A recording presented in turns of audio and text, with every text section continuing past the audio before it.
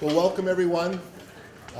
Thank you for coming and attending this year's year 2020 State of the Town Address. We've got some great speakers lined up today, and it's all going to be about what's going on in Walpole today, what happened last year, and basically what we're going to be seeing for the near future. As you can probably see with our tagline for the Walpole Chamber, we're all about advancing business and community here in Walpole. We also, as far as on the business side of things, hold numerous networking events, ribbon cuttings for our new businesses, and also provide education to our business owners, salespeople, and entrepreneurs. The group, as far as the chamber is concerned, as far as the leadership, are all volunteers.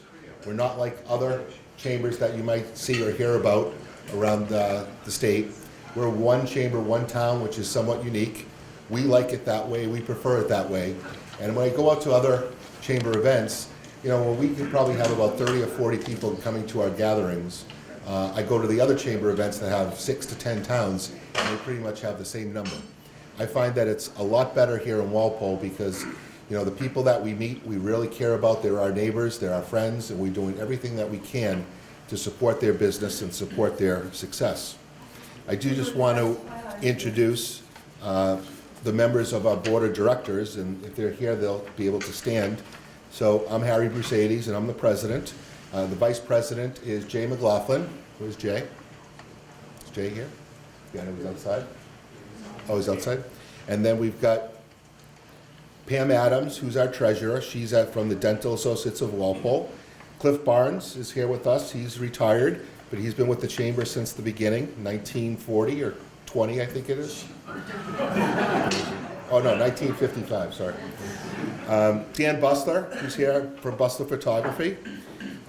Dennis Doucette has recently stepped down. He was from Lair Realty, and Mike Mahoney from Century 21 has now taken his place.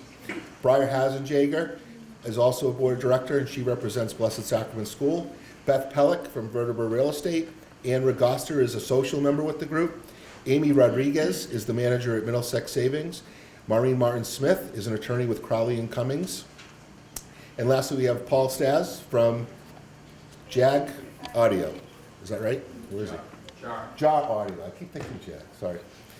And those are our board of directors, and they tirelessly volunteer their own free time to do everything they can to help the chamber. So again, that's the business side of the chamber, and then we have the community side. The community side is about everything that we can give back to the community, whether that be through charitable donations, and they are numerous.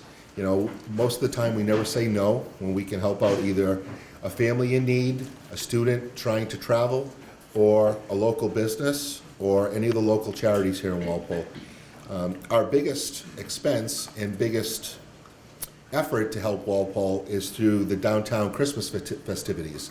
We basically sponsor and run the Santa Parade, and we're responsible for the lighting downtown as well.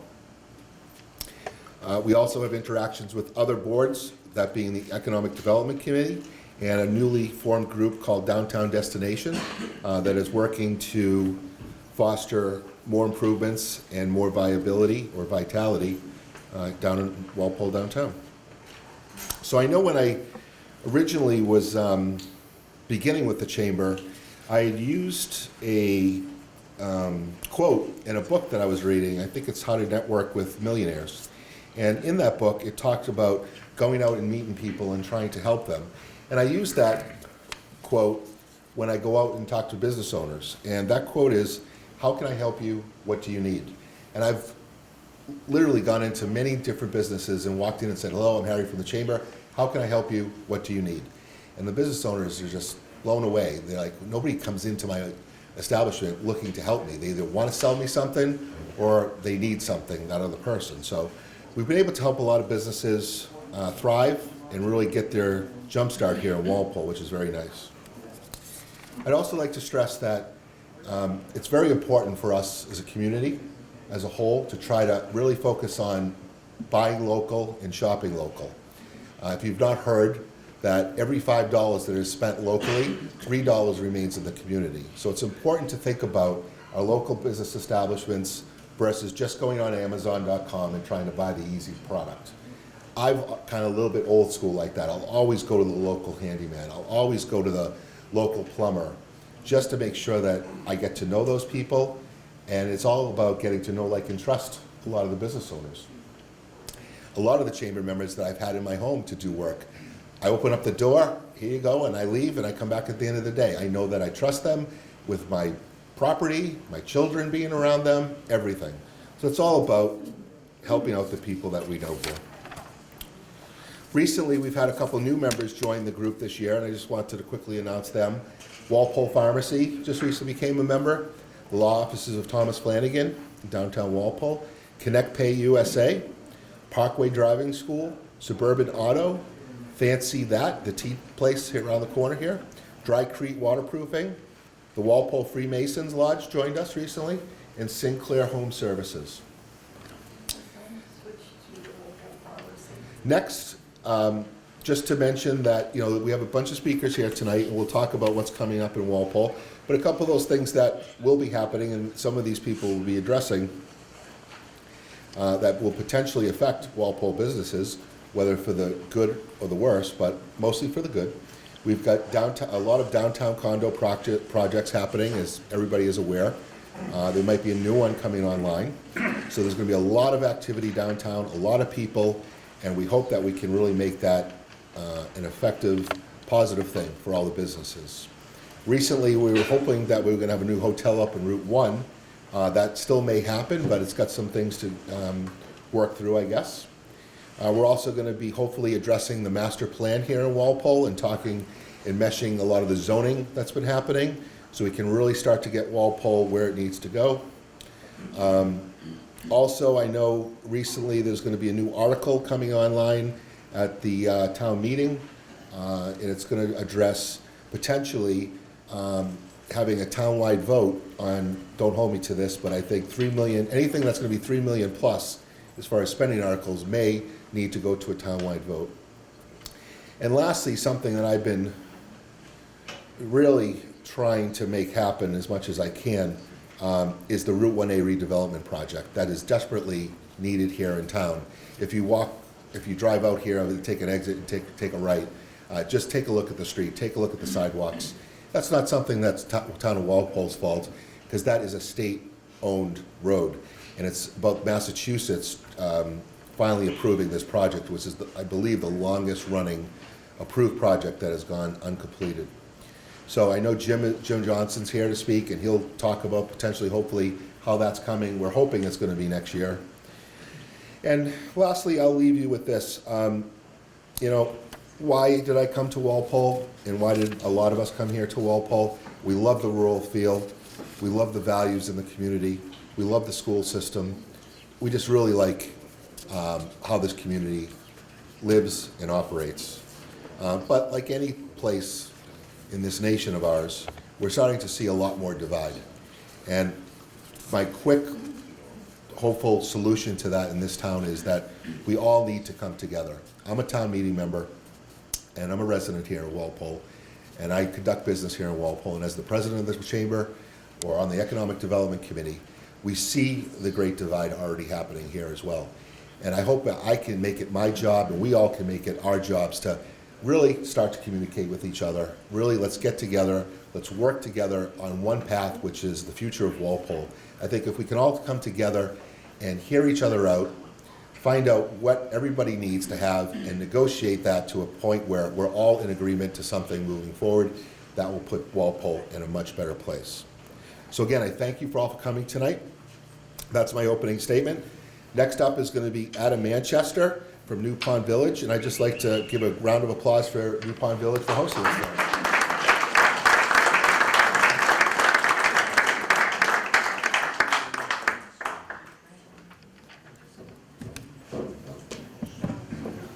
Thank you, Harry. I'm going to take this off, move with it a little bit. Thank you guys all for coming out tonight. We're absolutely happy and pleased and blessed to be hosting the chamber tonight for the State of Town agenda.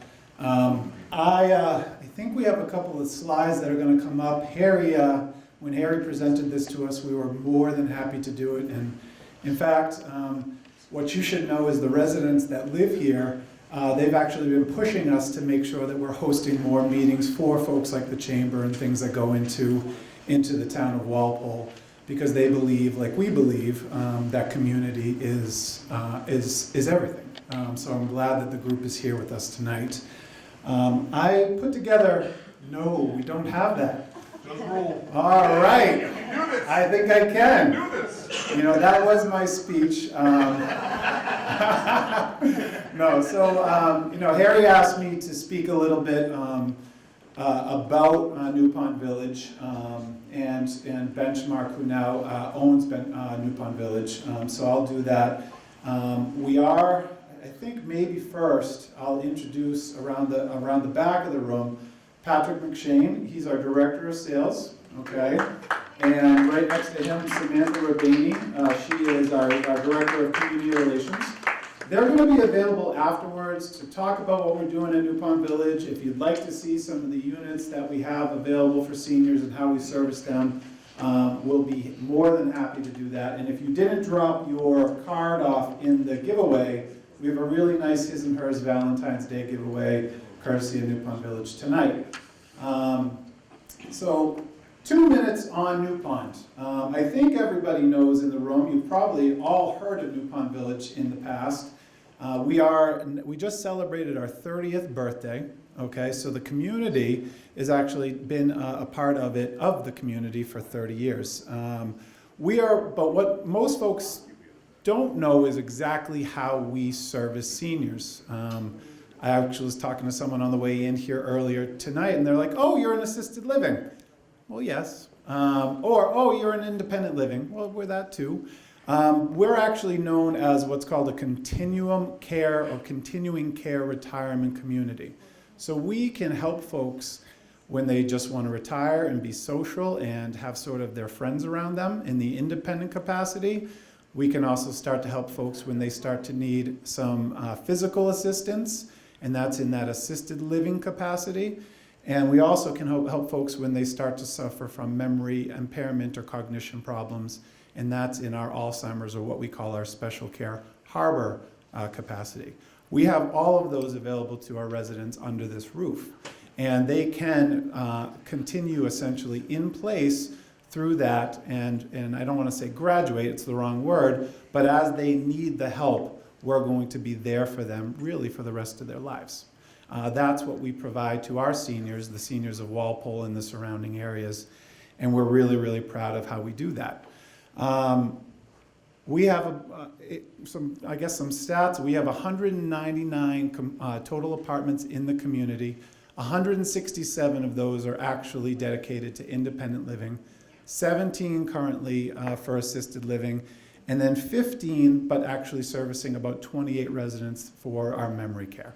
So we really can help our seniors in the area at any stage, and we're very happy to do that.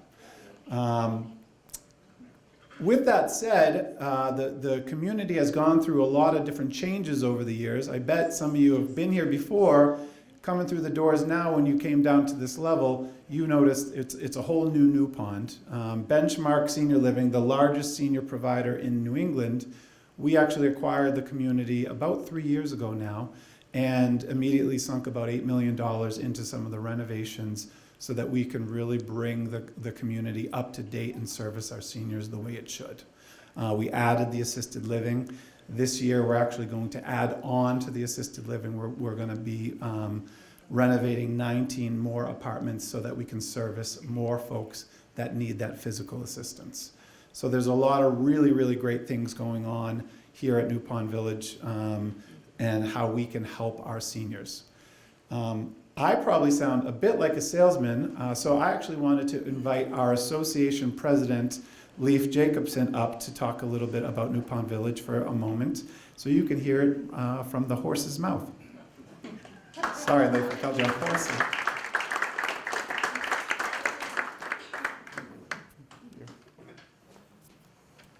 Well, first of all, can anyone hear me? Anyone not hear me? Okay. I've lived in Walpole, a real townie, for over 50 years. And I never dreamed I would be in this place. Never, ever. And You know, my time goes back to when, to be a police chief here, you could be a Betro who was maybe 5'10". Now you have to be 6'5" before you qualify to be a chief. I grew up in North Walpole, had some great neighbors. Some of you remember the Hassengegers, Tillinghast, Levanchis, Ken Tracy and his family, and so on. Those were my neighbors, so that's why this was such a great town for me. We also had a great football coach, the General Lee, right? Those were good days. But my whole family went to school here, and it was a great experience for them. And that's proven by how well they did in college. They were very well prepared. I had a company, an electronics company, which was located in Mansfield, Cabot and Forbes, and in the industrial park. And I built that place down there with the express purpose of being close to communities where we could get good help. And guess what? Walpole was a nice commute of about 15 minutes. So that all worked out very well. I think that over time, the thing that has impressed me most over these 50-some years is the great progress the town has made in recent years. And I think about the new senior center in town. That is a fantastic place. Talk about going from a cafeteria to a Taj Mahal. And that place is busy all the time. And we are busy here all the time. And guess what? We've connected up with them, and we do a lot of things together, taking trips around New England and sharing social times together. I think the only thing that I would say, without sounding like a salesman, is that I've had a real good ride here because at a certain time in life, it's time to look for another place to reside. And when I came here, I was looking for community, and I was looking for people who would watch my back, and looking for a good time and still stay within the town. And that's been great, except for one thing, which I have not revealed to you. My first time here, the first day here, I went to the front office. I checked in, and I was starting to have a cup of coffee in the front area, and a sweet lady came over to me, and she said, "I can tell you're new here." I said, "Yes, that's true." And she said to me, she said, "Can you still do it?" And I thought to myself, what is she? And then I thought, do it? I haven't even thought about doing it for 10 years. So after that, it was all great. But as you can tell, the place is very accommodating. And there are great opportunities here. And I think given our great town, there are a lot more opportunities here. We've done great, I think, in the recent past, and there are a lot more things to do. So I hope you have a great meeting.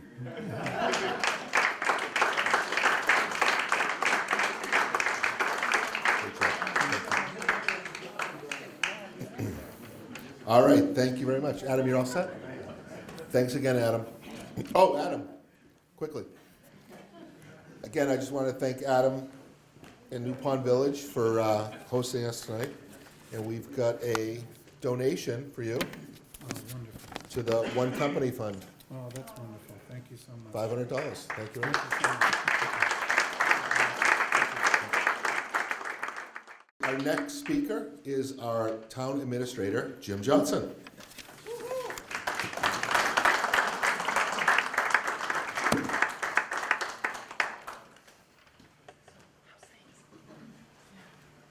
Thanks, Harry. I appreciate it, and appreciate the chamber for asking me to come and speak this evening. You'll excuse me, but after this, I have to head off to the Finance Committee, so I won't be hanging around for the whole event tonight.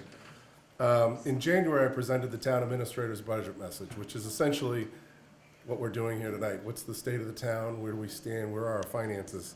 So Harry asked me to come here tonight and highlight some of the parts of the message that I talked about last month. So many residents and business owners around town have inquired about Walpole's ongoing growth and what's going on with it. I can tell you that it's going to continue into 2021 and much beyond that. Now that the buildings are done for the police, the fire, the senior center, and the public works buildings, the town's turned our attention to the Fields project, which is located on Route 1A. It's about a $9 to $10 million project. It's coming along. I was down there today. The lighting was delivered. They're set to go in next week. The turf field's supposed to be delivered and set to be installed in May and June, sometime in there. The new facility is going to include 2 new artificially turf fields, grass fields, some walking paths, 250 plus parking spaces. A lot of people have inquired about what's happening on Winter Street. Is there a roadway going in there? There's not a roadway going in there. It's more the utilities are coming from Winter Street into the fields, and that'll just be a walking path, natural walking path. There won't be parking, there won't be trails. The police chief can get some of our emergency vehicles back there with the ATVs, but it's not going to be a driveway or anything, I can assure you of that.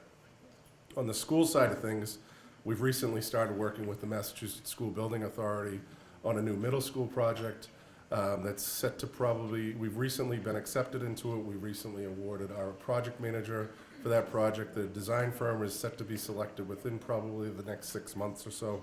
That whole process is probably going to take 5 to 7 years. It will, debt exclusion override will need to be presented to the town. I'm guessing that would be probably about 2 years or so, give or take a little bit there. So there'll be a lot of debate and discussion. It's more or less going to be up to the school committee what direction they're going to lead things on that one for the most part. And on the commercial and residential side, which I know all of you are probably interested in, we continue to grow, as you can tell, downtown. Liberty Village, that's the Foundry project, which is at the intersection of East and Elm Street, where Finnegan's Wake used to be. That's about 152 units going in there. That's set to be occupied in mid-2020. That's been pushed back a little bit along with the Corcoran project at the train station there. That's 192 units. Again, that one's supposed to be occupied in 2020. So both of them will be coming on at the same time as far as apartments. That's a lot of people right in one small section of land down there. Another project that's going on that's progressing well is the Walpole Woodworkers site. That's 180. That's going to be 180 units. That's going to be an age-qualified condo development in there. Building 1 is just about 90% complete. I'm told they have close to 20 units already sold there, and the building 2 is underway, and they're progressing with that. There's another large age-qualified unit going in on Renmar Road, right off of West Street, where Sister Nellie parks his trucks there. That's 103 units that's going in there, right under the tension line. So that'll be an interesting project. The one big project that about 5 years ago was somewhat controversial was the Siemens expansion project. They're about 90 or 95% complete on their build out there. To date, they've told me they've created about 300 jobs or so, and they're progressing quite well there. Walpole's getting hit with a considerable amount of a big 40B project in South Walpole, right on Summer Street. That's going to be about a 300 unit project, and the ZBA is set to hear that in the beginning of March to Council on Aging. We're expecting a really big turnout for that. Obviously, the New Pond Village expansion here, which is always nice to see this place expand. I was mentioning to the fellows walking in here how nice it is. I'm really impressed with this building and this facility in general. Rolls-Royce is expanding. They're doing about a 40,000 square foot expansion, and it's nice to see them reinvest in the community and everything. And 2 other big projects is at Leo's Pizza. That's going to likely be torn down, and there's going to be about, I think, close to 20,000 square foot of retail space underneath, and then two apartments right above that. So it'll be about 18 units up there, but it's not going to be affordable housing. It's just going to be, they can do it within the town's existing zoning, but it's not going to be a 4 or 5 story building in there. It's just basically going to be a 3. Harry mentioned the hotel on Route 1. I can tell you that the ZBA shot down the variance that they were asking for. They were asking to go from 42 feet to just about 60 or 65 feet in their, 45 feet in our variance there. They denied that. I'm still working with the developers. They may push it back to make it fit into that spot. They really are interested in that site. I think that's a prime spot for a hotel. It draws people in. It's going to have some retail space there. It's going to be connected to Applebee's. So it's not dead yet, but they continue to progress for that. And a couple other projects. Harry touched upon the Route 1A tip, and I wasn't going to talk about it, but since you brought it up, I will. That is going to be a major project throughout town, and it's going to last about 5 years or so. That's a long duration. It's going to be a tough project for everyone, but in the end, it's going to be worth it. It's been on the town's radar since 1997, and I always make a joke. That's the year I graduated high school, so that's a long time that it's been just waiting there and waiting. So the utility work's going to begin in the fall of 2020, which is basically they're just moving the poles back and making way for the road work to actually start. The actual work's going to start in the spring of 2021. We're actually going to have a website up and going so people can check on it and see how it's progressing and everything. The state's working hand in hand with us and the police department and the fire department to ensure that emergency services can get up and down the corridor there.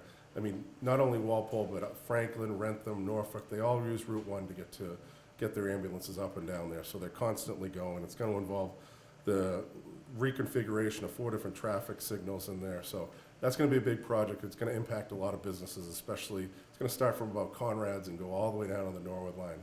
So I've talked to the people in the Rocky's Ace Hardware, that whole plaza there, the McDonald's on down, Rockland Federal Credit Union. So we're going to work with everyone on that one. I know it's going to be tough, but once it's all said and done, it's going to be well worth it. That road definitely needs a lot of work. As for the budget, the overall general fund increase is about 3.6% increase.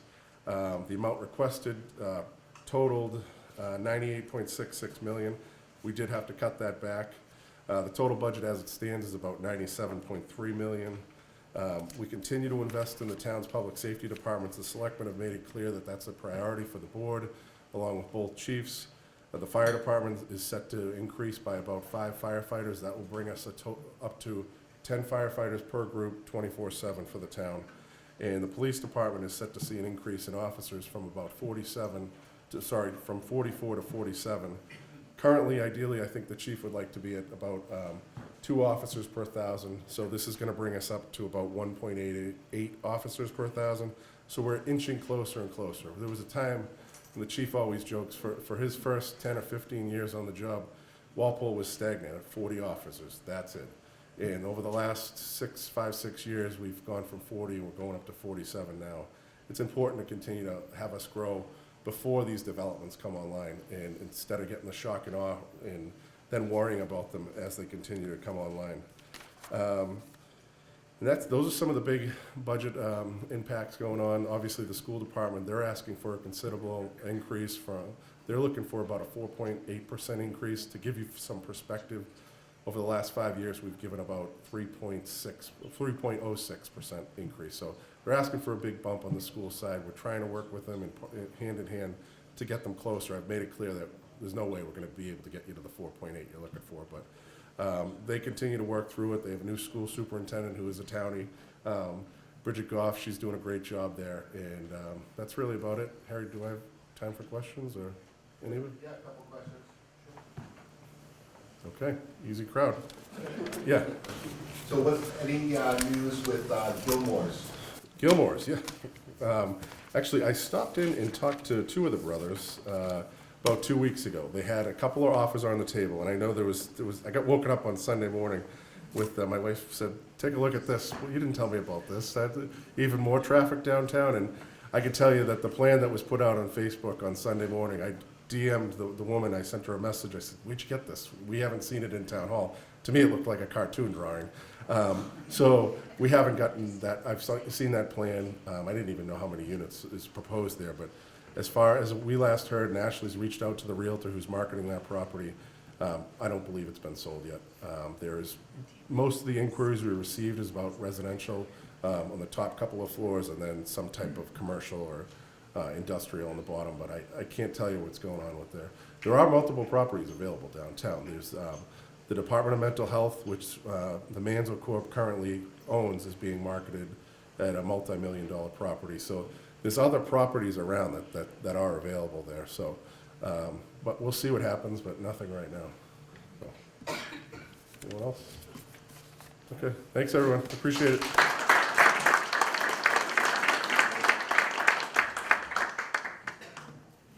All right. Thank you very much, Jim, for going over the budget and what we have coming up for the next year. And as he had mentioned, you know, there's going to be a lot of revitalization in our downtown. You know, some people like it, some people don't. But really, at the end of the day, anything along a commuter rail in this state is going to be redeveloped. I mean, go to Mansfield, see what's happening there. So Walpole is ripe for that. And, you know, it does make sense, and it's going to really benefit our community. But we do need to make sure that we're proactive on anything that happens downtown versus being reactive. So we have to make sure that the parking is situated correctly, the flow of traffic is situated correctly, because we want those businesses to thrive. Because if it ends up being a problem and it's agony to get down there, people just aren't going to go. So, and I always love that statement from Field of Dreams, build it and they will come. So let's just make sure we build it correctly. So part of that, hopefully, is going to be a new group that just formed called Destination Downtown. And they're going to speak next about what they're trying to do to revitalize downtown, make it a better place for people to meet. And that's it, all what the name is about, Destination Downtown. So please, let's welcome Erica McMillan. My name is Erica McMillan. I'm the treasurer on the board of directors. Our entire board of directors is volunteer-based. I'm here with, there's actually a few other members of the board of directors I'll share with you. Sarah Khatib, who's our president and has really been spearheading this initiative. We have Mary Ellen, Joyce Mercier. Thank you. So sorry. She's on our board, she's newly on our board of directors, and Harry Bersadies is our vice president. Destination Downtown is really about taking Walpole and the downtown of Walpole and enhancing the charm that exists here today that our seniors and people who have lived here our whole lives have loved, and help to enhance and bring some revitalization efforts to downtown as well. While that is the mission that we live by, it really is, it couldn't be done without the community. And so as we approach the initiatives for downtown revitalization, we are really focused on the community. We've held education events, we've done surveys so that we can get market research, we can get business feedback and community feedback. And so what you see there is just simply a picture from Walpole Day. We had a big white piece of paper and asked people, what do you want to see in downtown? So the initiatives that we are taking as an organization, as a nonprofit organization for Walpole, really comes from the voice of you, our community. So I'm going to tell you just a little bit about the approach that we're taking, because it's very important to understand how this approach will lead to our success. Main Street America has actually been used in thousands of different downtown revitalizations across the country, from cities to suburban areas to rural locations. Main Street America has proven to bring an ROI of about $26 to every single dollar that's invested into their downtown.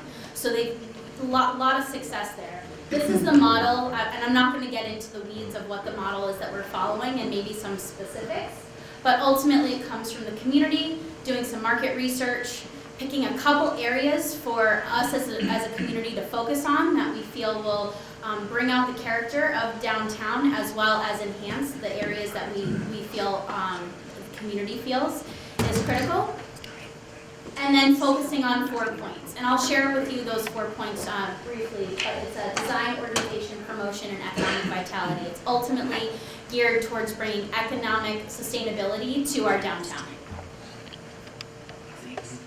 So who has done this successfully? Dedham actually recently followed the Main Street 4 points approach, and as a result, and these metrics might be a little outdated, but they had brought over 9 restaurants, 2 retail spaces, 2 mixed-use buildings, had the business owners, the existing business owners, have communicated that they have had a lot of success in their business since bringing some revitalization to Dedham, as well as signs, facades, and just the general appeal of that area. So Dedham has successfully implemented this Main Street approach that our organization rather, is following as we move forward.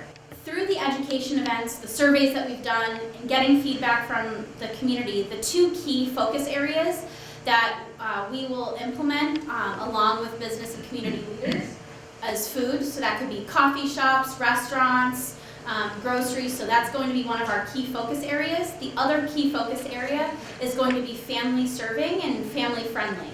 So whether you're a part of a new family with raising little kids, or our seniors who have, like you, Leaf, is that how you pronounce your name? Yeah. Have been here for 50 years, and John, for your whole life you shared. You know, we really want this to be a focus that will stretch the newcomers coming in as well as folks who have lived here your whole lives. So how are we going to do that? We're going to focus on 4 key areas, which is like the Main Street approach. Design, so we'll focus on physical and visual elements of the downtown. Organization is developing partnerships with the businesses and community leaders. Creating a positive image of the downtown in all of its promotions. And ultimately bringing economic vitality, so how can we bring financial tools to help propel these initiatives? It's going to take many small activities and a lot of people, but ultimately the goal is through those small activities we'll bring a big impact. So that's a little bit about the organization and the approach that we're taking. Now let me share with you just a few activities that we're doing, some of our small activities to help us propel this initiative. One of the active projects that we're working on is we're developing a cartoon map of the downtown that will have all public and that will call out public and civic locations, so like the town library, MBTA, the town hall, the public parking area. There's also going to be an area on the map that will call out businesses and points of interest that can be updated through future printouts. And on this, so I actually wrote downtown and nearby attractions. So this has been an initiative with the town of Walpole, with the Chamber of Commerce, and we'll include primarily downtown in the CBD area, as well as some, I called it nearby attractions, but really like the pool, the town pool, the playground, so some of those areas as well. The maps will be distributed at no charge, and we currently have, we're currently taking ads that will be actually on the map as well. So we have several businesses that are interested in advertising in the ad space that we have available. So it's starting at $200 for the first year. If you are interested, we do have limited space, so if you want to be considered for that ad space, there's an email here. It's Mary Ellen, who's sitting in the crowd here, and it's mejm6@msn.com. Another active project, and this is kind of a 2-part here, is to work through design standards. So we're starting to look at signs, storefront, and facade improvements that can give a cohesive image. We're doing that, again, in collaboration with business and community leaders. And the idea, though, is that while we want to have a cohesive image of the downtown, we want there to be an opportunity for everyone, all the businesses to be able to be unique in their branding. So it's finding the balance between both of those goals. The board of directors of Destination Downtown have been working on design guidelines, and they're in the early stages of doing so. And the areas that we're looking at from new and existing structures include the rehabilitation of existing buildings, front yard and lighting design, the corridors coming into downtown, so like as you're driving into downtown, what is the look and feel of that, and then new building developments. So help to support that, I mean, I've had some feisty conversations earlier today about how are we funding these types of projects. Well, we're looking for unique ways. One of the things that Sarah has spearheaded is applying for the technical assistance grant. This does not have the name. I didn't save the name, so my apologies. So can you remind me where is it? What is it from? Massachusetts Downtown Initiative. Department of Housing and Community Development? We actually submitted in January of 2020. We're seeking funds, $15,000 to be exact. That would be supporting the technical assistance, which is really for us to be able to hire a design consultant to work with us and to work with the business and community leaders to help develop these design standards. So bringing this person on board would help us to do a study of the existing buildings, help to identify the top 10 buildings that really need improvements, and then also the general design standards that would be deployed for new and existing businesses as we go forward. This award is to be announced in March of 2020. Everyone here, hopefully your fingers are crossed like mine, but if they aren't, we're really gonna, regardless of whether we're awarded it or not, this is a big initiative for us, and we're looking for support of the community, but also that support of the community will mutually benefit you as well. Again, with that proven mindset that the ROI of this type of initiative has been 26-to-1, as we've seen in other areas. So with that, unless Sarah, you have anything to add, this is a list of our board of directors. We've had a lot of people committed to this project, and certainly would like to hear the voice of all of our community. If you haven't been a part of this and have thoughts, please feel free to reach out. We encourage it. Any questions? Thank you. Thank you very much, Erica, Sarah, and Destination Downtown. Next up, our speaker is Police Chief John Carmichael.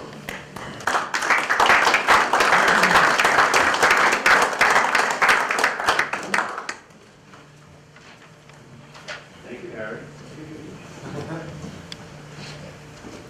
Destination Downtown to Destination Jail Cell.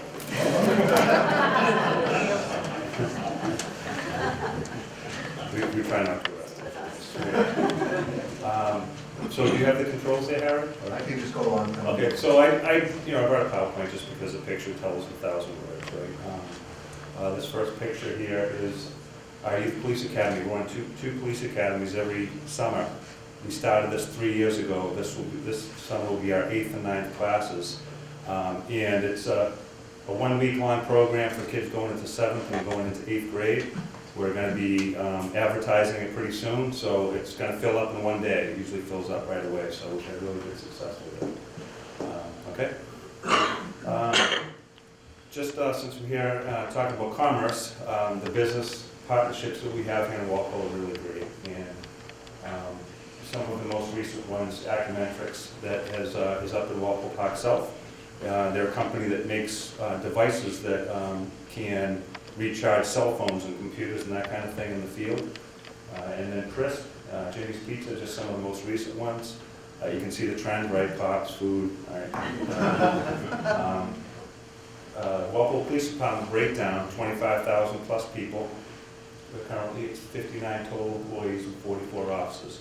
And as Jim mentioned, we're going to be going up to 47 officers this coming year, and hopefully 50 the year after that.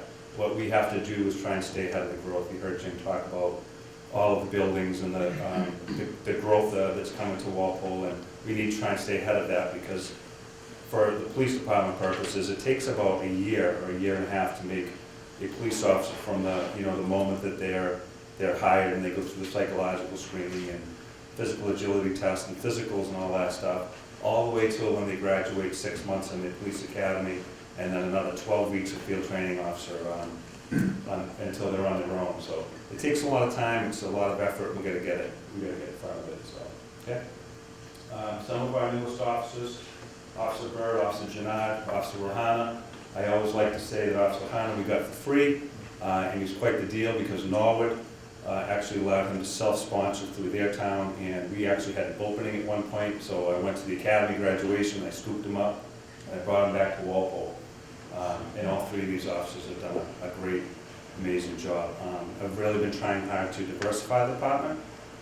We want to represent the community, and so that's been one of my goals, and we're going to continue to do that.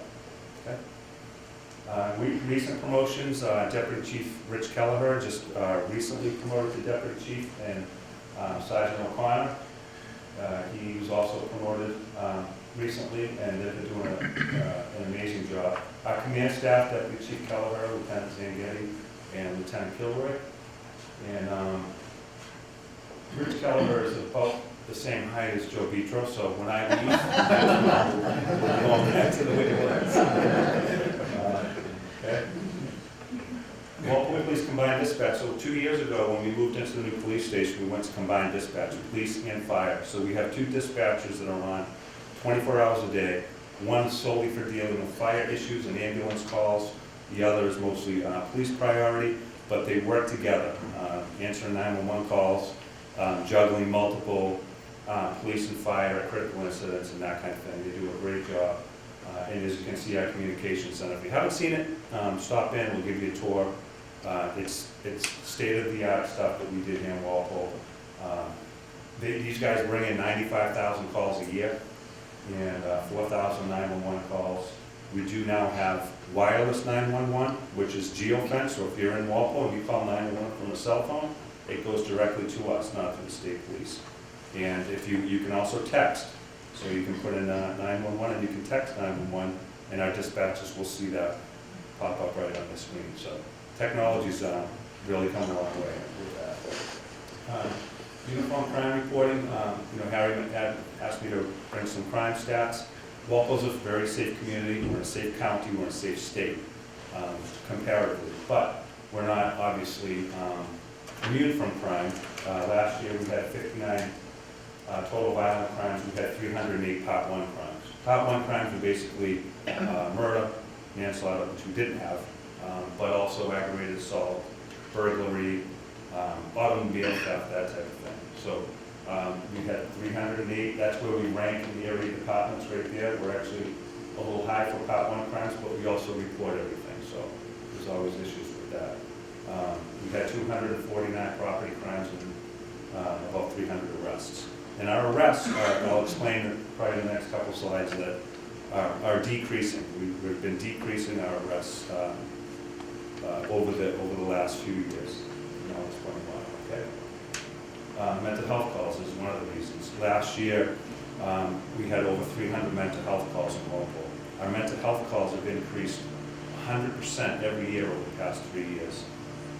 And I don't know what to attribute it to, but one of the things that we did is we got in front of this, and our officers are almost the whole department trained in mental health first aid, crisis intervention training, and being able to engage somebody in a mental health crisis and being able to de-escalate the situation so that it does not escalate into an arrest, right? We want to avoid people who are suffering from mental health issues from being, incorrectly put into the criminal justice system.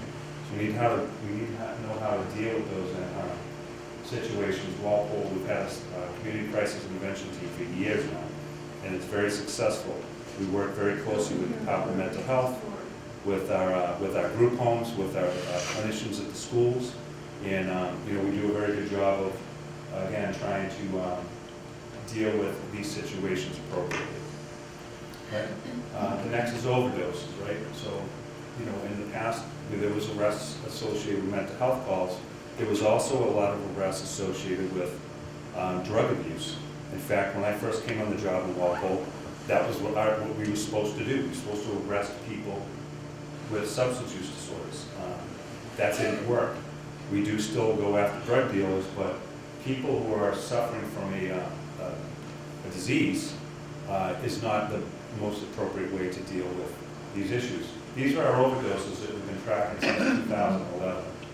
And since then, we've responded to 224 overdoses, and we've lost 40 people in Walpole due to drug fatality, drug overdose. Last year, we had 13 administrations of naloxone, which is the reversing drug for opioids. We had 31 total overdoses and 6 fatalities.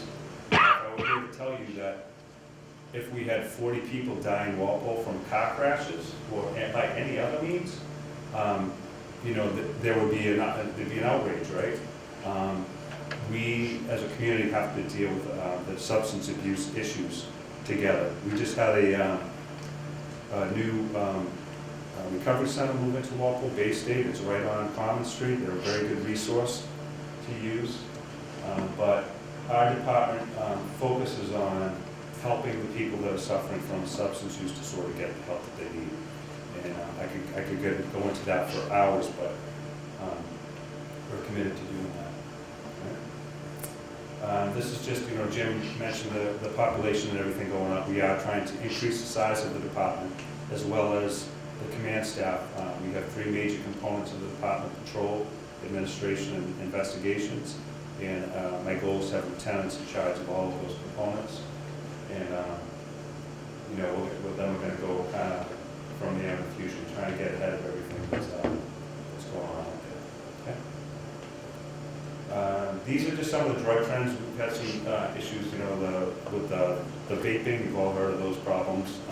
I like to talk about the trends that we see specifically here in Walpole. We've done some presentations at the school just to try and keep that perception of harm kids initiating to these types of things high, so that we can try our best to keep it out of the hands of our children, right, our most susceptible. We try different programs and try to do that as well. Okay? Go by that one. A lot of critical incidents last year. We had, when I talk about the crime, again, Walpole is a very safe community, right? But, again, we're not immune from it. We had multiple situations where we had very serious, we had a shooting where our officers got shot at after a pursuit that came in from Norwood. Barricaded subjects. We arrested a bank robber. We had a stabbing and a robbery multiple times throughout the year. So those things happen. We do try and get ahead of it. Our detectives do a great job on their investigative side of things. But these things are going to happen. All right. Allison Ashes, so alert, lockdown, inform, counter, evacuate. The Walpole Police Department has trained all of our schools, every one of them in Alice protocol. And it's not just active shooter. Alice is focusing on critical incident. And if there's any type of incident that happens at the school, the teachers, the staff, and even age appropriately, the students will know what to do in those types of situations. All right. It was our first birthday last year. We're going into our 2nd year in the new station. And thank you. Happy birthday to Rebel. Rebel is our school resource dog. If you haven't met her, she's very popular. Everybody actually forgets the name of the officer that handles her. But he's usually with Rebel too. Community policing, I'm almost done, but I have to recognize our community policing efforts because our officers do an amazing job engaging the community. And they're out there every day. It's half of what we do. I say that, I want our officers to be very well balanced in dealing with, the substance abuse issues, mental health, the crime side of things, but I also want them to have the personality to be able to talk to people and engage people, especially kids, because we want them to be able to trust us. If more than anything, they should be able to trust us when they need help. All right? So, okay. And just some of the other activities we do, we've done it all. Basketball, street hockey, gator ball, video games. And some of these younger officers are loving this stuff. And just again, we're trying to engage the community and the kids in every way we can. And then I'll show you, you go forward. I always like that one back. If you go back one, Officer Janard, she's this is Officer Janard, the other back one, but you see her, she was a track star in college. And I asked her to race those kids one day, and you can see she finally came in last. So. But we do, bike health safety programs, that kind of thing. Last year we also got the Community Policing Award for all of New England. New England Chiefs of Police Association chose Walpole out of all the rest of New England with populations under 50,000 people. And we're proud of that. And we're not proud of it because it's a community policing award for the police department, but it takes the community in order to justify why we got that and the partnership with commerce in partnership with our residents that allow us to get that, so. And you can just start to go through some of these, but our officers are very well recognized. Massachusetts Women in Law Enforcement Officer Slavey was chosen last year, Spirit. Molly Wood, Sergeant Hazeldine, female officer, got it the year before that. The year before that, Officer Bethany got it. So our officers are very, they've been recognized all over the place. And positive tickets programs, recognizing kids doing things right in the community. Then we went to positive T-shirts, because kids like T-shirts, and so we're all over the place doing that. And then stocking hats is our winter one. The winter initiative is the stocking hats to keep them warm. So what we do when we catch kids doing right in the community, we'll stop them, we'll engage them, we'll give them, we'll recognize them for the good that they're doing and keep it positive. And it's worked really well. And what I look at, the way I look at it is, every single time you have an engagement with, a kid from Walpole, that they would remember that. And if we didn't have programs like this, we would be missing out on hundreds and hundreds of opportunities to go and do that. And so we kind of get creative with it, and it's worked very well. Mobile Operations Unit, Cops on Bikes, that's the Cobra Unit, guys going to Boston, and Iron Chef, cooking, and then of course our seniors. We try very hard to engage that group as well, and it's awesome having them right next door where we can go over and visit and eat breakfast and stuff. So that's it. Walpole Police Department in a nutshell. Next up is Select Board Member David Salvatore. Please welcome David.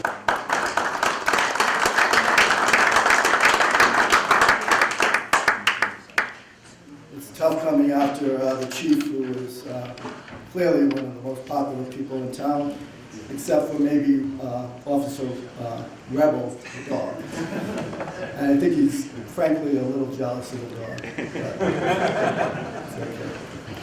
So the town is changing, and I know that people don't like change, and people are nervous about the change. They're seeing the community that they came into that was a suburban community, or if you're old enough, a rural community, and they're seeing buildings that look like downtown Boston. And they're nervous about that. And nervous about what, downtown development or the development like the type of Boston might bring as far as, the tough aspects of city living. And I understand that. We moved here, I grew up in Providence, and when we first got married, we moved to Norwood. And, when we were looking for housing and looking for a change of things, my wife's, one of her friends moved to Walpole, and she came down here and she goes, I like Walpole, a lot more trees, in Norwood.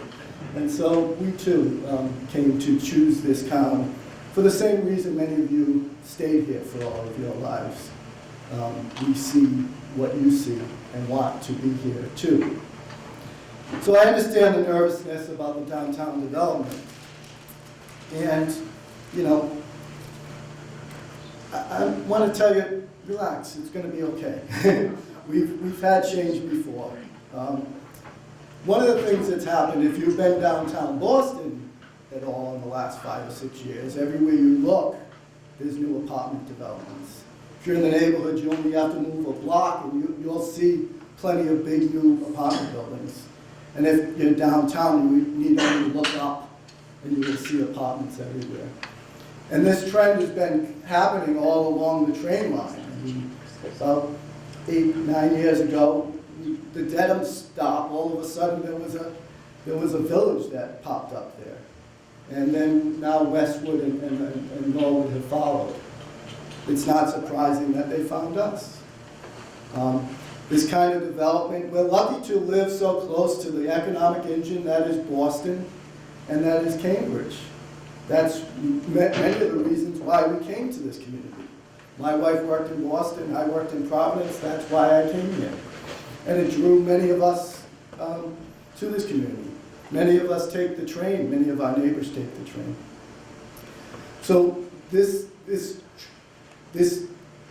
economic engine is just running too fast, and housing is a need in the region. And that regional housing need has reached us. It's not something that we're going to stop. It's something we have to deal with the consequences of.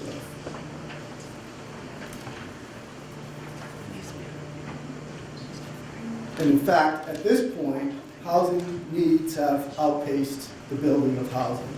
So we're seeing housing pricing going up as so much so that it's not just affecting the poorest members of the community, it's affecting our middle class and the middle income member of our community, and even our due family income members of the community. So it is a problem.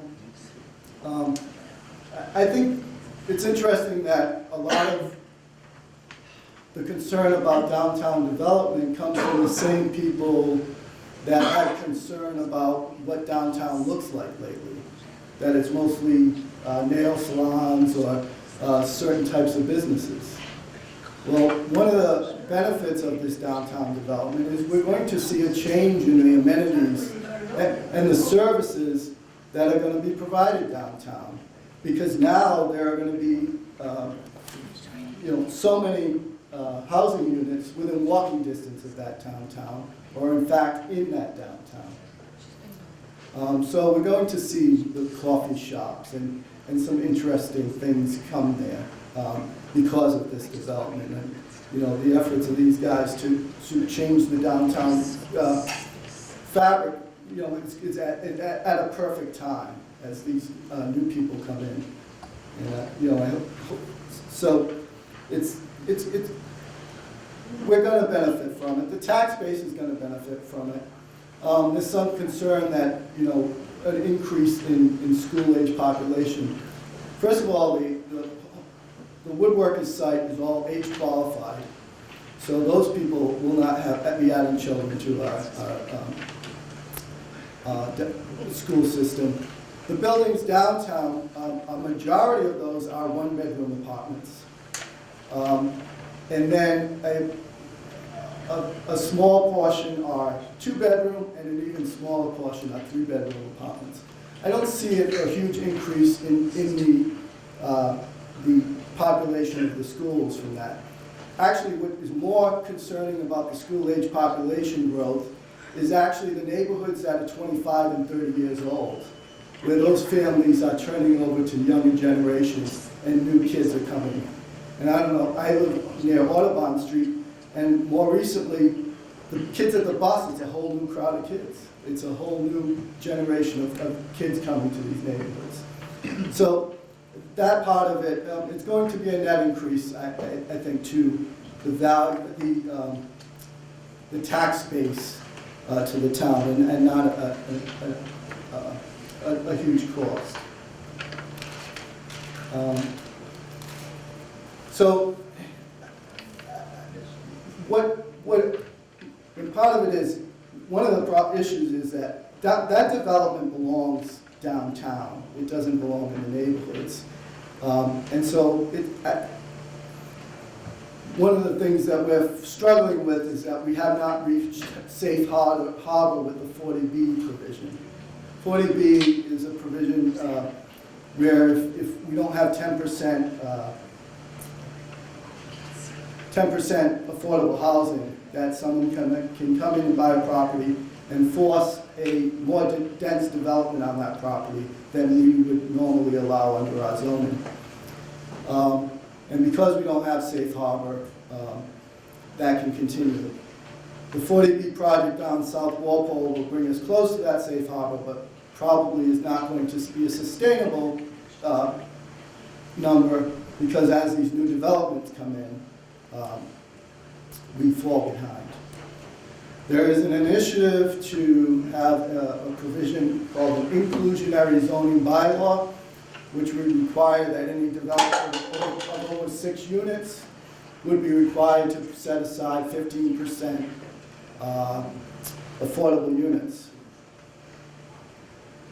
There's a lot of issues with that, and it's a matter up for discussion that's going to be heard at the Springtown meeting. One thing I will say about it is that if the downtown developments had occurred when that provision was in place, we'd be clearly in safe harbor. So it's something to think about as we look to what the next developments might be. Someone just mentioned Gilmore's is for sale. That's another property. There are plenty of properties along Route 1. As you drive home today, or along Route 1A, look at properties that are underutilized at this point. And I'll point to two right off the bat that come to my mind. The bus company, the nearby National Grid facility. Those both properties are very underutilized at this point, and you'll very likely see housing proposed there if this trend continues in the near future. So if we don't get to the safe harbor, we might find that some of this housing occurs in places where we don't want it, like the neighbors are facing down in South Walpole. So it's something to think about. I'm not sure where I am on that yet.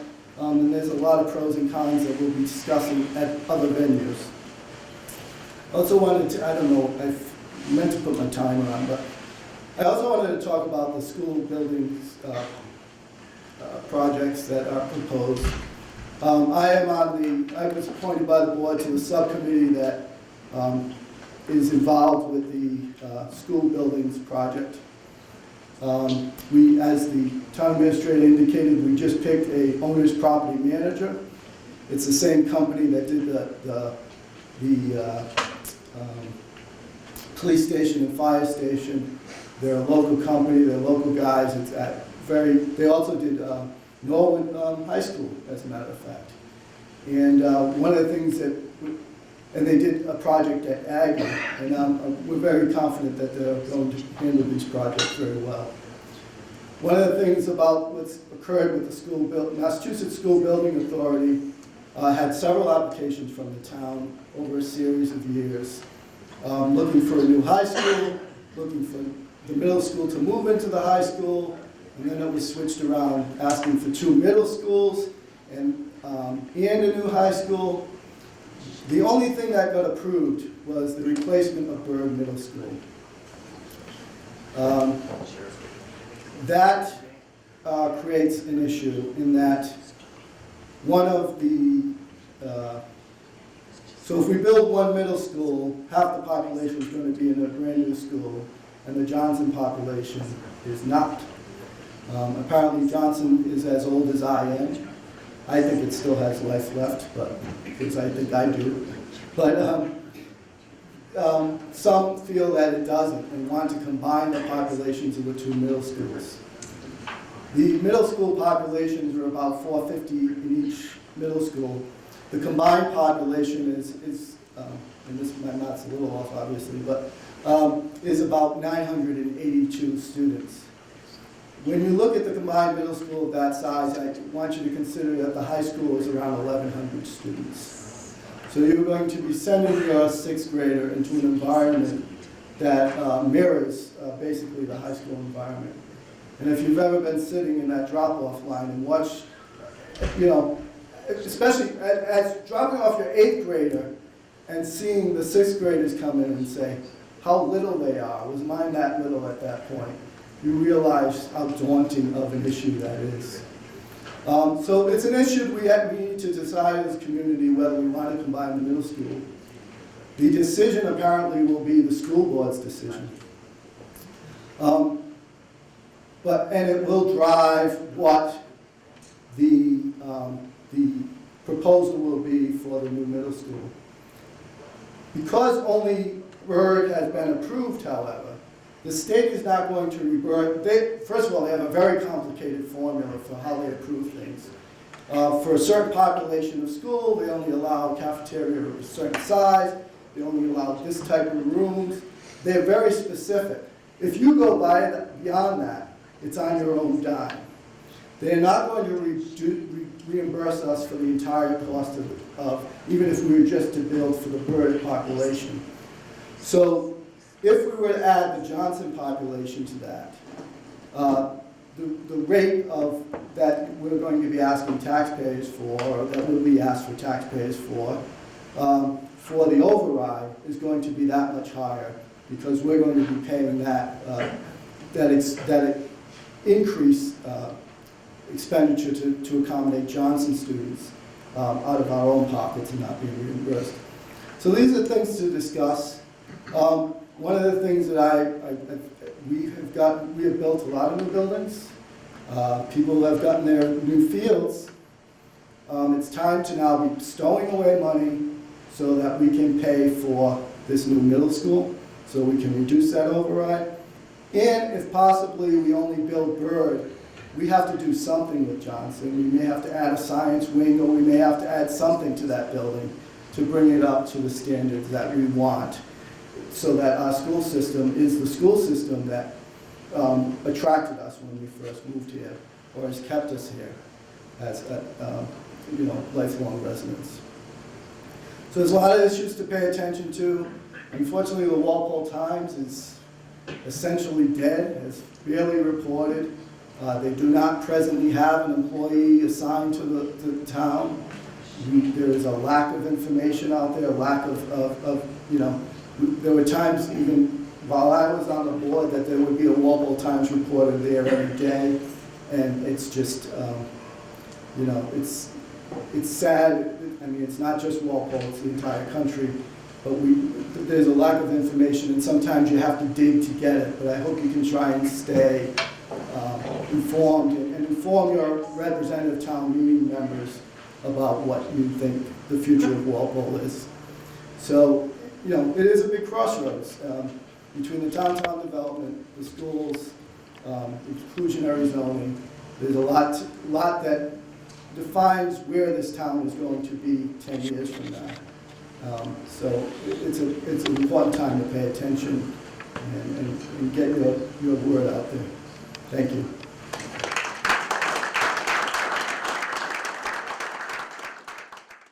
Our next speaker is going to be the Economic and Community Development Coordinator for the town of Walpole, Ashley Clark. I gotta say that I like sitting down with folks and talking to them across the table. This formal presentation thing gives me a little nervousness. So I'm gonna muddle through this the best I can, and hopefully I can articulate some of the things that I've been working on in the long 4 months that I've been here. Everyone else has shared their Walpole creds, so I would like to say I've been an East Walpole resident going on 5 months now. So, thank you. I was asked to talk about economic development in Walpole, and so I divided that into 3 kind of areas, the now, the then, and the later, which are all kind of happening at the same time anyways. But as far as the now goes, so I think one of the most important things I've been spending time doing is trying to learn as much as I can about the community. I think to really understand how economic development should look in the town, you need to understand the history of the town, and you need to understand the people, and you need to understand the stories. I think very often you hear people, you hear people talk about, oh, well, that town did that, and this town did that, so let's do that. But I think that if you talk about your history and talk about your legacy and say, okay, how do we do economic development on our terms, you'll get a much more authentic reaction to that. So Barry Bluestone did this study that I wanted to talk about for a second because I think it's really important. He looked at things that are actually within municipalities' control to do economic development. And this is important because I think some people don't understand exactly what planners do. And so I'll get a call sometimes from some woman who is really, really angry at me because I let another bank open up downtown. And don't I know that we don't need any more banks? And it cracks me up because I think, do they think that I'm just sitting there playing a Sims game and dropping things in and seeing how it works? But it's important for that context because we really do need to focus on the things that we do have control over. So Barry Bluestone did this study and he found that businesses will forego different tax benefits, they'll forego cheaper rents and amenities for, 2 things really stuck out to me. One is how the town makes them feel. Do they feel wanted? Do they feel like their business is going to be embraced by the community? And the second thing is, will their project get approved? And how long will it take them to get to a yes? So with that in mind, there's a few things that I'm working on. One is an updated how-to business guide, so how-to town hall. So you can go in, look at this manual, and figure out how to do anything that you want to do, whether that be you want to get an event permit, whether you want to get a liquor license, whether or not you need to understand how to get a building permit because you want to change the interior of your space. So this would be a guide on all the characters in town that you need to talk to and the steps that you can anticipate. The second part of that is a why Walpole brochure. Why should your business come to town? So it's something that would highlight all the strengths and unique things about Walpole and why opening up a business here would be a great thing for your business. And again, so that'll have things like community overview, lifestyle, location, town amenities, and in the business community that already exists here. So saying to other businesses, you have support, you have resources in town hall, you have resources in the business community, and we want you here. And then the others question mark, that goes back to the learning that I mentioned earlier. So learning and understanding all of those things. So it's going to be an iterative process to get that developed, but I'm really excited about working on it. And then I have implementation of plans. There have been some pretty recently done plans. So 2018 for the downtown parking study and 2015 for the Walpole downtown area plan. So one thing that I'm looking at is how I can partner with organizations like Destination Downtown. So we worked together and the EDC issued a really strong letter of support for their grant application that we did. So kind of partnering with other folks in the community who are trying to do similar work and get similar things done. So this is breaking down the process is what it says. This is an example of what I'd like to be in that how-to business, so a kind of flow chart of what you're looking at. So at the top it says, do you have a site in mind for your business? No, it says, come talk to me. It's telling that person that there's someone in town hall who wants to have a conversation with you and who's available to talk to you.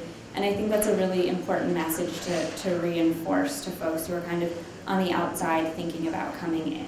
This says the later soon. So a lot of folks have been talking about the master plan update. And I believe we have a kickoff for spring 2020, which is very soon. And that's going to be a really important process, especially for this business community to be a part of, because it is going to shape policy and direction for the town for the next 15, 20 years or so.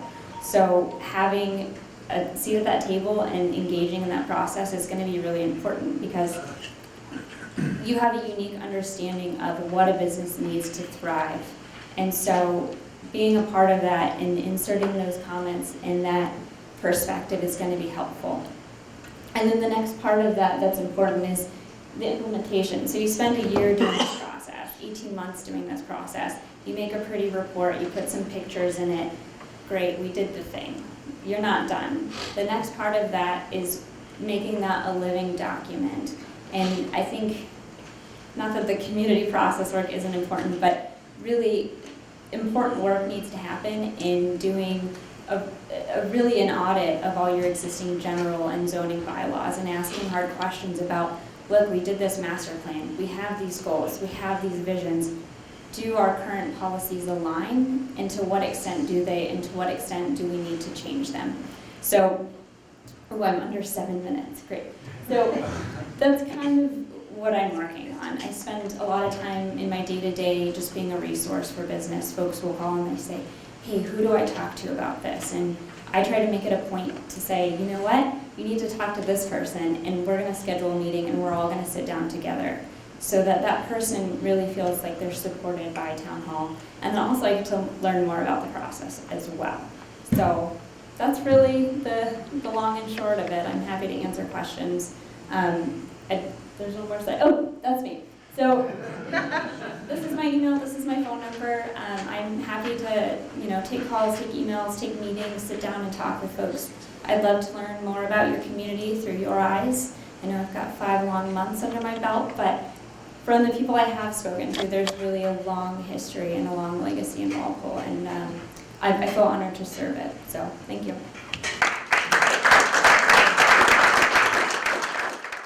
All right, so please welcome our featured speaker, Walpole County Sheriff, Jerry McDermott.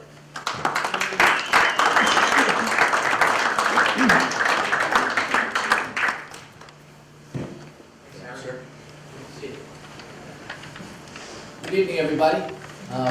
For those of you who don't know me, Jerry McDermott, Norfolk County Sheriff. I was appointed by Governor Charlie Baker back on December 21st of 2018. And many of you are probably familiar in this room with the name Bellotti, because for close to 2 decades, we had Sheriff Michael Bellotti. So he was from Quincy, and particularly when I go around to Quincy and I introduce myself as the Sheriff of Norfolk County, people say to me, what did you do with him? Well, we didn't do anything to him. He had a great job. He went to be the president of Quincy College after close to 20 years serving as your sheriff. So it's a great honor that Governor Charlie Baker bestowed on me to be appointed. I've got some big shoes to fill, but we're doing some great things up at the House of Corrections right up here in Dedham. So I know this is more of a business-friendly crowd, so I just want to tell you a little bit about what we do day to day and how it might correlate to you in practical terms. So right now we have about 450 men in our care and custody and about 33 women. The women historically were sent to MCI Framingham. They were not kept up here in Dedham the way the men are. It's not really equitable, and they don't get the same shot at the rehabilitation programs that we offer for the men. So upon taking office, I immediately worked with the Department of Corrections and Suffolk County Sheriff Steve Tompkins, and I said I'd like to have a memorandum of understanding where we bring our female offenders out of the state custody, put them over at South Bay, and then eventually we're going to retrofit a building up in Dedham so that it's for the females. For the men, they have a robust menu of programs to rehabilitate them. And I'll start out by saying it's in all of our best interest. All right, we're all taxpayers. We care about people in our community. We want our communities to be safe. And it's about $211 per night per inmate. So we really do want to rehabilitate these men and women and have them not come back to us at that cost. And they are going to get out. And 99% of the people that we house at the county level, they come back to the county. They don't leave and go somewhere else.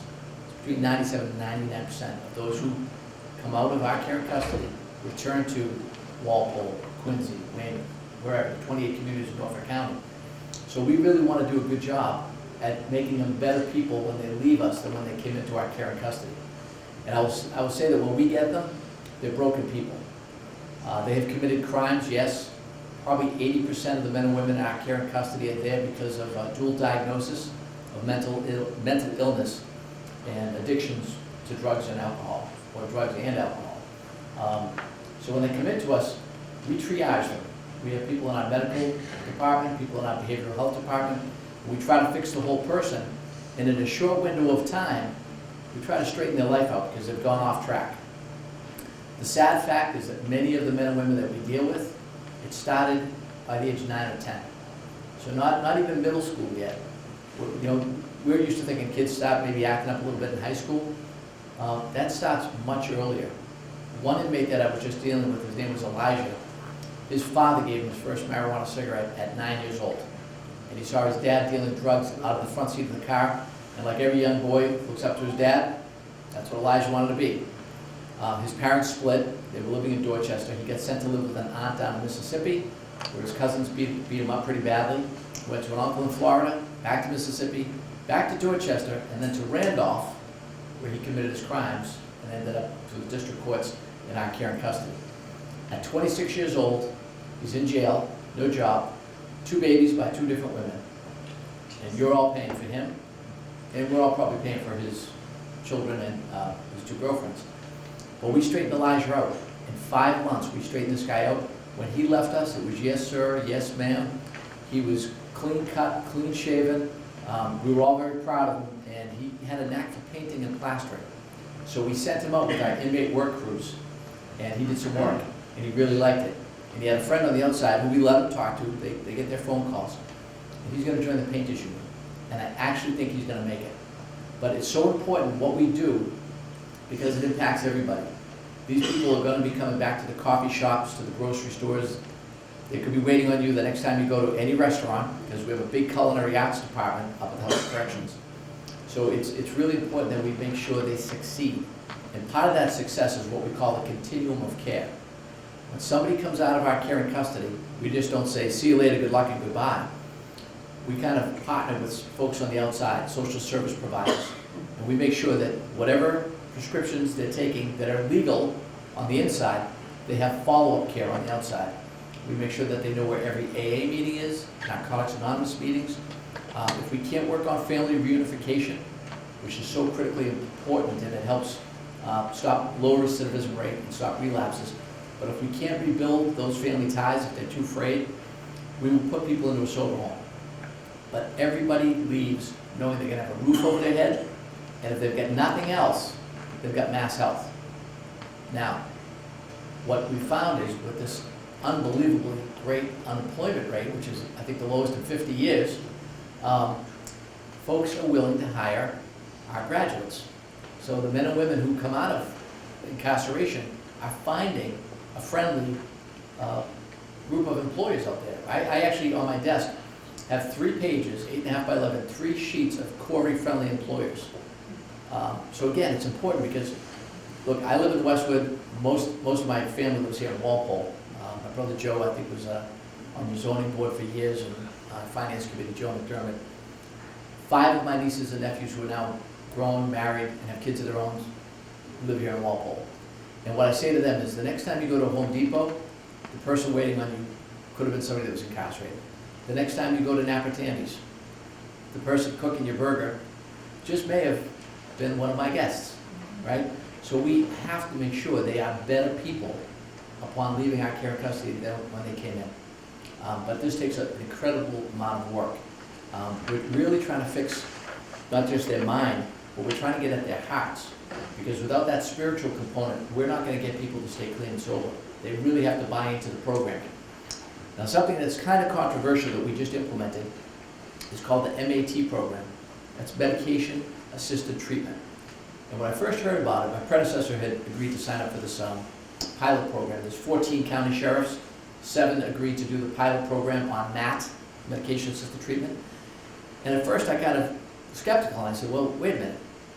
We're going to give drugs to people that are trying to get clean and sober, right? We're going to give them methadone and Suboxone and kind of give them like a maintenance regimen while they're incarcerated, and how is that going to help them go cold turkey? But the more I researched it, and the more I talked with the Secretary of Public Health, Mary Lou Sutters, what was happening across Massachusetts was somebody, my size, if they're a heroin addict, and they go in for 3, 4, 5, 6 months, they get out, they go back to their dealer, as often they do, because their cravings are incredible, and they go to use the same amount that they were injecting before. But now they get a potent batch, or they get a batch of heroin that's really mostly fentanyl, and they were dropping. About 3 years ago, in 2017, I think we had 173 fatal overdoses in Norfolk County. Now, that's 173 families that are impacted, and their families just like any one of us. Addiction is truly a disease. And these kids, and I started off talking about Elijah, who smoked his first joint, which I don't know how you feel about medical marijuana. I shouldn't say medical marijuana, but marijuana being legalized in Massachusetts. What I've seen in being a sheriff is it's a gateway drug. I understand that there are some medicinal purposes for it, and I would never begrudge anybody who's terminally ill. I've got a sister-in-law dying of a brain tumor, and if she wanted to smoke pot or have edibles, if that helped her with her pain, amen. But for our young people, I think we sent the wrong message by legalizing pot. And most of the guys up in my care and custody, they start out raiding mom and dad's liquor cabinet, smoking their first joint, graduated to maybe raiding somebody's medicine chest. Somebody in the, could have been grandmom or granddad had Vicodin or Percocet or OxyContin, and they never ever dreamt they would stick a needle in their arm. But OxyContin to heroin, it's like a bullet train, it's so fast. But again, 80% of the men and women that are there have mental illness and addiction. So what we have to do collectively as a society is get the stigma away from mental health. We have to talk to our kids at a younger and younger age and not say, hey, there's something wrong with this kid, or he's the oddball kid, right? We have to get those families the services they need, because what happens, whether it's anxiety, depression, bipolar disorder, whatever it is, by the time that boy or girl gets to 7th grade, 8th grade, they're already self-medicating. They figured it out that there's so much noise going on in their head, but when they drink that vodka or whatever they drink and they feel buzzed, it's all going away. or they take that pill, all the troubles are gone. So we're seeing this in every town, not just in Norfolk County, but across the board, across the Commonwealth. We can't deny how intertwined the drug addiction, mental health is. And then when we ask ourselves, who are these people that are breaking into homes? Who are these people that would smash my window and take my smartphone, right? If you go into Roach Brothers and you come out, your windshield's smashed, or the driver's side is gone, because the craving is so bad, they just want that next batch of drugs. So they don't think twice about the inconvenience it causes us to lose a phone or have to call to have a car repaired. So once we address this issue and we get out to the schools and we talk about staying on the right course, we can make a big impact and we can lower the crime rate. Because really that's what the job is. Our primary function up at the House of Correction is to run a safe and secure facility for our corrections officers and administrative staff and for the people in our care and custody. So we got that part down. Year after year, sheriffs can do this. We're good at locking people up. We weren't always good at fixing them, right? So the recidivism rate was always a very stubborn thing to bring down. And what we're doing now is we're taking a more holistic approach to looking at people and saying, can we fix them? Can we fix them? And believe me, I'm not naive enough to think we're going to fix everybody. Up in our House of Correction right now, through classification, we'll, just as this room is spread out, think of different pods. We have certain people, maybe they're in there for OUI, that, they're alcoholic and they've been arrested a number of times. They're going to be in one area of the housing unit. We also have Devil's Disciples, MS-13, and Latin Kings. So if any of you had a niece or a nephew that was incarcerated, we don't want to put them with those folks, right? They're much tougher. We understand that, but it is increasingly tough to deal with that caliber inmate, and it's an incredibly tough job for our corrections officers. So I know Chief Carmichael is here, and I will tell you, you have a safe community. Walpole is doing great, not just because you got a great chief, but he's got a great staff right through the chain of command. I share a lot of the chief's concerns about marijuana. I've got two girls I'm raising on my own. They're 16 and 17, and they've said it to me, but Dad, it's legal, and everybody does it. And the other day in Westwood High, the school went into lockdown because a 15-year-old boy had a seizure because whatever he was vaping in the bathroom, he thought was just THC, but whatever additive, and who knows what was in it, he had a seizure, and he's lucky to be alive. But this is the message we send to kids. So on the one hand, parents and grandparents are trying mightily to get kids to stay on the right road. But what we often find is familiarity breeds contempt, right? And my mom, who's 93 years old, always says, you can't put an old head on young shoulders, right? So you all have the wisdom, we all have the scars. I was a teenager once, but trying to impart that wisdom on our kids to say, don't do it. You don't have to go through the pain and the agony. It's really hard to get that message through. So one thing we do from the Norfolk County Sheriff's Office is we'll partner with the schools. We'll invite them up for a tour, which is almost like a Scared Straight program. But we also go out to the schools. And we'll come out to Walpole High, we'll go out to the middle schools, and we bring an inmate. We like to bring a real baby-faced inmate too, that they can relate to, that says, geez, that guy was sitting in my chair not long ago. We did it recently at one high school, and we brought out an inmate, and he was terrific. And he got all the kids going, by a show of hands. He said, how many of you like pizza? How many like nachos, ice cream? How many watch or play this Fortnite, some video games? They all play Fortnite and Mortal Kombat, wherever they are. So, oh yeah, every hand's going up, and he says, you like this music? And they're all saying yeah. And then he goes, you get none of that in prison. You get none of that. So now we had their attention. And he told his story of how he sat in their seat and what he did in middle school, what he did in high school, and how he thought it could never happen to him, and how he became addicted to crack cocaine. And then to feed his own addiction, he said, and I didn't care who I hurt. I was a drug addict, and I sold drugs to kids just like you. And you could hear a pin drop. These kids were paying attention. The teachers loved it, the principal loved it, and they're like, you gotta come back every year and come back before prom and talk to these kids, right? It's so much easier, and it's less expensive, and there's less agony for families if we can get to our young people and get that message across. I know that the Walpole police try all the time. They're out in the schools. I know they visit with their dog Rebel, And they have school resource officers that are out there interacting, and they run a leadership, young police academy for the kids. We're all invested as business people. It's critically important for you, right? So everything is intertwined. It's better for us to raise these kids up right, get them the help that they need, particularly around behavioral health. You know, we can't have a stigma about mental health. Mental health's got to be on the same level as our medical health in this country. We just can't sweep it under the carpet. I'm the youngest of 10. My parents came over from Ireland. They came from Galway and Cork. And they were of that generation. They came over here in 1946 after World War II. And I can tell you just the way it was growing up, particularly in a big Irish family. If crazy Aunt Betty was living in the attic, shh, don't tell the neighbors, for Christ's sake, don't tell the neighbors, right? Everything was a secret. But then as I got older, I realized, well, my Greek friends were the same, my Italian friends were, everybody was the same. Nobody talked about mental health. And where does that get us? Where does that get us as a society? Every time there's a mass shooting in this country, think about it. You know, as a junior, if they make it that long, junior year in high school, the black trench coat and the black fingernail polish, and the hair's dark, and the whole world is dark. And of course everyone's like, that's the odd duck, that's the guy. If anybody was gonna be a spree shooter, it's that one. I'm not saying we can fix everybody's mental health problems, but I think from an economic standpoint, as business people, you get this. Why not fix a problem when it's small, right? If you had a small leak in your roof, you patch it, right? Before it becomes a major headache and the whole job mushrooms, it gets bigger and bigger. We've got to invest in our kids with guidance counselors, social workers, more school resource officers.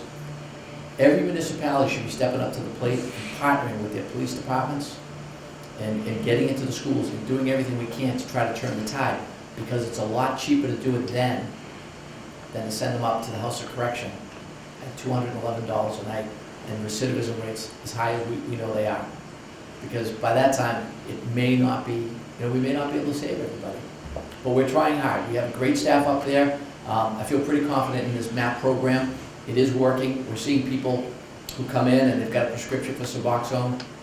They might be on that for a while, but before they leave our care and custody, we wean them off and they get a shot of Vivitrol. They have to participate, but they get a shot of Vivitrol, which kills the cravings, basically. Now, it is expensive. It's close to $1,400 a shot. But the alternative is more expensive, we feel. So we are seeing most of what we're tracking now as part of the MAT program, the legislation that was passed. You should know, calls for us to track these individuals after they leave our care and custody. That's why that continuum of care is important. But we track them. So we see how they're doing, are they relapsing. And so far, so good. We've treated about 345 people that have cycled through the MAP program. So I'm happy to report back more on that. But I can tell you, just for business people, something else we do with the inmates, we teach them a life skill, whether it's bricklaying, painting, plastering. Our inmate work crews are there for you. If you're a municipality or a not-for-profit, we will come out. We just painted the entire Rentham Police Department. We'll go out and whack weeds. If you have nuisance rotaries that collect trash, and you always drive by and you say, oh, look at that trash there in Walpole. Our guys, our women will come out and do it. They love to get out of jail, right? And we have, through classification, the low-risk offenders. They're on an ankle bracelet. We put them out with corrections officers so they're not running away, they're not causing any problems. Well, let me just end with this. In the 14 months I've been sheriff, we've saved taxpayers, nonprofits and municipalities, with the inmate work crews, close to $350,000. So please take us up on it. If there's a council on aging, if there's an Elks Club, you know your town better than anybody. So if there's somebody out there that needs our help, we can do just about anything. Sometimes we get guys in that are great carpenters. So while we have them there, if you got small projects, we're happy to come out and do it. So listen, I'll end it there. I probably went on a little bit longer than Harry thought, but if there's time, I'll happily take any questions on any subject. Yes, sir. Yes, my understanding was the Devil's Disciple, the new chapter, all passed over to the Hell's Angels. That may be. So the question was, did the Devil's Disciples pass over to the Hell's Angels? I've got 3 gentlemen who are in our internal affairs, and one of their jobs is to actually go when the men come into our care and custody and they're stripped down, they examine all their tattoos and markings. And I'm still learning this. There's 5-pointed stars, 7-pointed stars, 6-pointed stars. we can't house those guys together because they'll kill each other. We don't have many, Hells Angels in there. Yeah, we don't. I noticed your Marine hat, so thank you for your service to our country. And if I may, really quick on the veterans, there's a veterans agent in every town, so we have 28 veterans agents. We brought them up to the jail, and we asked them, look, we're a paramilitary organization, can you help us recruit men and women that are returning from overseas, from Iraq and Afghanistan? And we'd love to put them into our academy and have them be corrections officers because they understand chain of command, they're great. But also, we have about 17 inmates who are veterans. And guess what? It's PTSD. And the things that they saw in Afghanistan, the things they saw in Iraq, you might want to drown those problems out too. And they turned to drugs and alcohol, and then they committed stupid crimes that they never would have done unless they were under the influence. But, you know, they're our veterans, they're our heroes, so we're working really hard to rehabilitate them. And one thing we do is we bring out motivational speakers to speak to the veterans who are now inmates, and they tell them, they say, look, you served your country proudly, and you can leave here proud again. You're going to do the time for your crime, but you've got to get back on the right path. And that's where the spiritual component comes in. We've got rabbis, imams, Protestant clergy. I think we have 3 Catholic priests because this is Norfolk County and 55% of our inmates are Roman Catholic. But we've got we even have one guy who's a prison minister who doesn't hit anybody over the head with the good book, the Bible. He just walks around talking about redemption. And he's a Golden Gloves boxer. He looks like Marvelous Marvin Hagler. He's about this high. He's City Councilor Calvin Brown from Chelsea. And this guy's legit. Like when he walks in, even the MS-13 guys look at him and they say, oh, okay. Because Calvin looks like he could knock you out with one punch. Great question. Anybody else? Yes, sir. Jerry, Sheriff, what's the age range of the guests? So the youngest I have right now is 20. And we have men up there who haven't learned yet, 60 years old. I got one guy up there who's 60 years old. He's a heck of a worker. He's the nicest gentleman. He's married with kids. He cannot drink. He should never touch a drink. He can't have one drink. He goes behind the wheel of a car. He's cracked up more cars. He's like, he hasn't killed anybody. But he's just got a serious problem with the bottle. And at 60, I'm just amazed. And he's a nice guy, but when you talk to him, he looks so much older than 60. And you know he's killing his liver. But it just, it's sad, Richard, some people get it and they turn their life around, and other people, sadly, they die early from drugs and alcohol. Anybody else?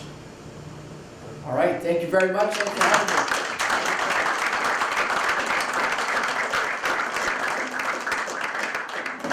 All right, so that wraps up our event as far as speakers go. As far as some civic announcements, again, we talked about Walpole and taking control of our town and making sure that we're going to move it in the right direction. Our local elections for town of Walpole are June 6th, a Saturday, so please come out and vote. It's important to get voter turnout as high as possible. And then we've got our national and state elections in November. So hopefully we can all support Norfolk County Sheriff Jerry McDermott. And you have a question? Yeah, Harry, has the town thought about moving the election date to possibly April?